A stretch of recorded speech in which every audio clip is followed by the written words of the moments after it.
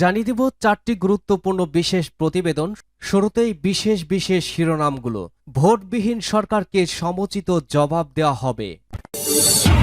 এরপর জানাবো বাংলাদেশের রাজনীতি বর্তমান যুগে যেন এক বিভীষিকাময়ের পথ চলা। বাবা বাসায় আসো না কেন, তোমাকে খুব মিস করি, কবে আসবা বাবা বাসায়, তোমার কোলে উঠব। এভাবেই আত্মগোপনে থাকা সাজাপ্রাপ্ত বিএনপির নেতাদের পরিবারের আকুতি এ যেন তাদের নিত্যদিনের সঙ্গী। এ নিয়ে থাকবে একটি বিশেষ প্রতিবেদন। এরপর জানাবো জাতীয় পার্টি নিয়ন্ত্রিত হয়েছে, এটা আংশিক সত্য, স্বীকারোক্তি দিলেন জিএম কাদের। তিনি আইনমন্ত্রীর দেওয়া সাগররুনি হত্যাকাণ্ডের বক্তব্যের ব্যাখ্যা চাইলেন, বললেন এখানে জবাবদিহিতা কোথায়? বিচার ব্যবস্থা বিলম্বিত হলে সেটা বিচারহীনতা হবে। বিচার করার দায়িত্ব সরকারের, বিচার করতে না পারলে সরকার থেকে সরে যাবেন। তিনি ব্যাখ্যা চান আমাদের সমাজ ব্যবস্থা কি মধ্যযুগের বিচারহীনতার দিকে যাচ্ছে। এ নিয়ে থাকবে আরেকটি প্রতিবেদন। এবং সর্বশেষ জানাবো কুখ্যাত অপরাধী ও জঙ্গিদের সঙ্গে রাখা হচ্ছে রাজবন্দীদের। কারাগারে কুখ্যাত অপরাধী ও জঙ্গিদের সঙ্গে রাজনৈতিক দলের নেতাকর্মীদের রাখার অভিযোগ পাওয়া গেছে। সদ্য কারামুক্ত ঢাকা মহানগর উত্তর যুবদলের সদস্য সচিব আসাদুল মিরাজ এই হৃদয় বিদারক ঘটনার বর্ণনা করেছেন। এ নিয়ে থাকবে আরও একটি বিশেষ প্রতিবেদন। শুনছিলেন শিরোনাম, এবারে বিস্তারিত। আজকের এই প্রতিবেদন সম্পর্কে আপনার মূল্যবান মতামত লিখে জানান। জানিয়ে দিন কোন স্থান থেকে আমাদের এই প্রতিবেদন শুনছেন অথবা দেখছেন।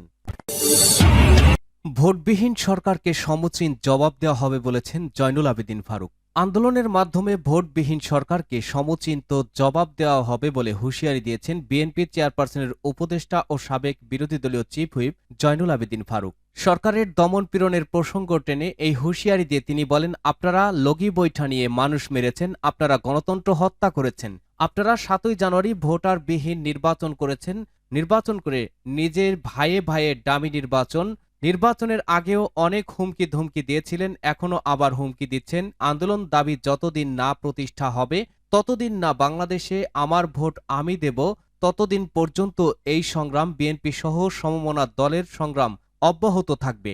জেল জুলুম দিয়ে মামলা দিয়ে আপনি বিএনপিকে ঘরে বসিয়ে রাখতে পারবেন না। ইনশাল্লাহ আন্দোলন কত প্রকার কি তা এই ভোটবিহীন সরকারকে দেখিয়ে দেওয়া হবে। জয়নুল আবেদিন ফারুক বলেন, ওবায়দুল কাদের সাহেব পররাষ্ট্রমন্ত্রী, আপনারা টিআইবি ট্রান্সপারেন্সি ইন্টারন্যাশনাল বাংলাদেশ বলেন বিএনপির দালাল। আমার মনে হয় 2 দিন পরে সাবেক কৃষিমন্ত্রী আব্দুর রাজ্জাক আওয়ামী লীগের প্রেসিডিয়াম সদস্য দালাল বলা শুরু করবেন, কারণ যারা আপনাদের বিরোধিতা করে তারাই আপনাদের শত্রু। আপনারা নিজেদের মনে করেন গণতন্ত্রের লোক, নিজেদেরকে মনে করেন স্বাধীনতার সপক্ষের লোক, কিন্তু সেই কাজটি আপনারা করেন না। আপনারা এখন রাষ্ট্রীয় যন্ত্র দিয়ে আমাদেরকে সাময়িক দাবিয়ে রাখবেন। ইনশাল্লাহ পৃথিবীর ইতিহাস কথা বলেন, স্বৈরাচার কোনোদিনও পুলিশ দিয়ে গণতন্ত্রকামী মানুষকে দাবিয়ে রাখতে পারে না। যারা বিএনপিকে বলেন হতাশ হয়েছে, যারা বিএনপিকে বলেন সাংগঠনিক শক্তি নেই, তাদেরকে বলি শুধু একদিনের জন্য পুলিশকে নিরপেক্ষ রেখে মাঠে আসেন, কে জিতে কে হারে একটু দেখি, বিজয় জনগণের হবে ইনশাল্লাহ। কারাগারের নির্যাতনের চিত্র তুলে ধরে গণ অধিকার পরিষদের সভাপতি নুরুল হক নূর বলেন, বর্তমানে কারাগারে ধারণ ক্ষমতা 41,000, বর্তমানে কারাগারে বন্দির সংখ্যা লক্ষাধিকের বেশি। নূর বলেন, আমাদের একজন ছাত্রনেতা ঢাকা বিশ্ববিদ্যালয়ে শুধুমাত্র ছাত্র ঐক্যের মিটিং করার কারণে তাকে গ্রেপ্তার করে একটি মামলা দিয়েছিল ঢাকা বিশ্ববিদ্যালয়ের ছাত্র দলের সদস্য সচিব আমারুল্লাহর আমান, তাকে এখানে পুলিশ মারার কেস দিয়েছে। এভাবে বিরোধী দলের নেতাকর্মীর যারা রাজপথে সংগঠিত করতে পারে, যারা নেতাকর্মীদের নিয়ে রাজপথে হাজির হতে পারে, বেছে বেছে তাদেরকে গ্রেপ্তার করে কারাগারে নিয়ে অমানবিক নির্যাতন করছে। আমাদের সেই ছাত্র নেতা সহ অসংখ্য নেতৃবৃন্দ যারা মুক্তি পেয়েছে তাদের কাছে শুনেছি বালতির মধ্যে পানি রেখে প্রস্রাব করতে বলে তখন কারেন্টে শর্ট লাগে। একটা সভ্য রাষ্ট্রে এটা চলতে পারে? আপনারা চিন্তা করতে পারেন, বিরোধী দলের অসংখ্য নেতাকর্মীদের কারাগারে অমানবিক নির্যাতন করছে, হাত পা নখ তুলে ফেলেছে, হাড্ডি গুড্ডি ভেঙে ফেলেছে। এই নির্যাতনের অভিযোগ দেখতে যখন বিচারকের একটি প্রতিনিধি দল 16ই জানুয়ারি কারাগার ভিজিট করতে গেলেন, সেখানে যাদের সাথে এই অমানবিকতাগুলো করা হচ্ছে, মানবাধিকার লঙ্ঘন করা হচ্ছে, তাদেরকে তখন অন্য বিল্ডিংয়ে সরিয়ে নিয়েছে। আজকে কারাগার যাদের স্লোগান রাখিব নিরাপদ দেখাবো আলোর পথ, তারা আজকে অন্ধকার করে ফেলেছে। বাবা বাসায় আসো না কেন আত্মচিৎকার যেন নিত্যদিনের সঙ্গী হয়েছে বর্তমানে। বাবা বাসায় আসো না কেন, তোমাকে খুব মিস করি, কবে আসবা বাসায়, তোমার কোলে উঠব, এভাবেই আত্মগোপনে থাকা সাজাপ্রাপ্ত নেতাদের ছোট্ট বাচ্চারা বাবার কাছে আকুতি জানায়। বাচ্চাদের এমন আকুতি কতটা কষ্টের তা একমাত্র বাবারাই অনুভব করতে পারে।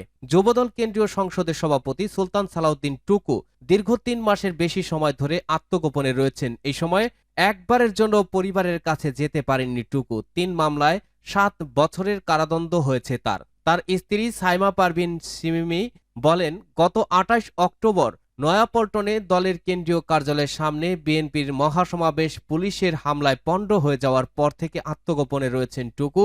তখন থেকে বাসায় ফেরেননি একবারের জন্য। বাচ্চারা বাবাকে খুব মিস করে, সাংঘাতিক রকম মিস করে।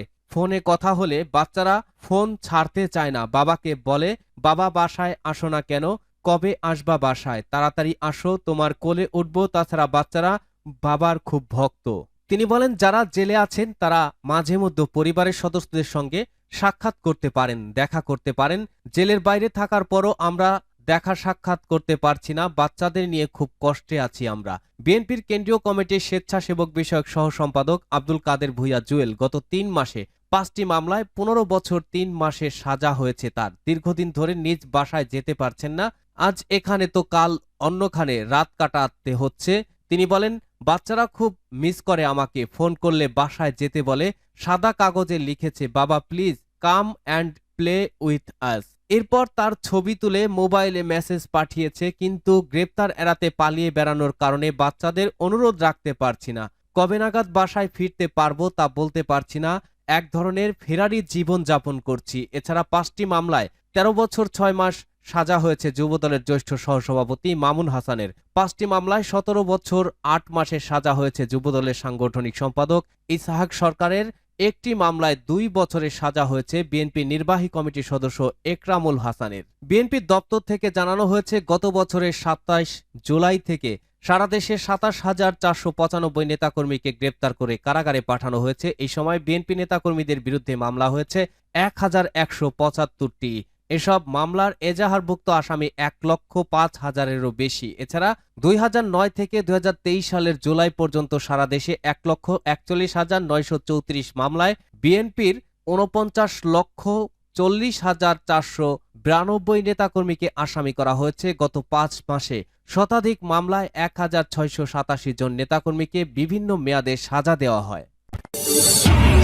জাতীয় পার্টি নিয়ন্ত্রিত হয়েছে, এটা আংশিক সত্য, স্বীকারোক্তি জিএম কাদেরের। জাতীয় পার্টি নিয়ন্ত্রিত হয়েছে, এটা আংশিক সত্য, তবে পরনির্ভরশীলতা ও নিয়ন্ত্রিত হওয়া থেকে বের হয়ে আসার চেষ্টা চলছে। জাতীয় পার্টিকে জনগণের দল হতে হবে, না হয় টিকতে পারবে না বা টিকবে না বলে মন্তব্য করেছেন দলটির চেয়ারম্যান জিএম কাদের। দ্বাদশ সংসদে জিএম কাদের বিরোধী দল নেতা হওয়ায় শনিবার ৩রা ফেব্রুয়ারি দুপুরে রাজধানীর বনানীতে জাতীয় পার্টির কার্যালয়ে তাকে সংবর্ধনা দেওয়া হয়।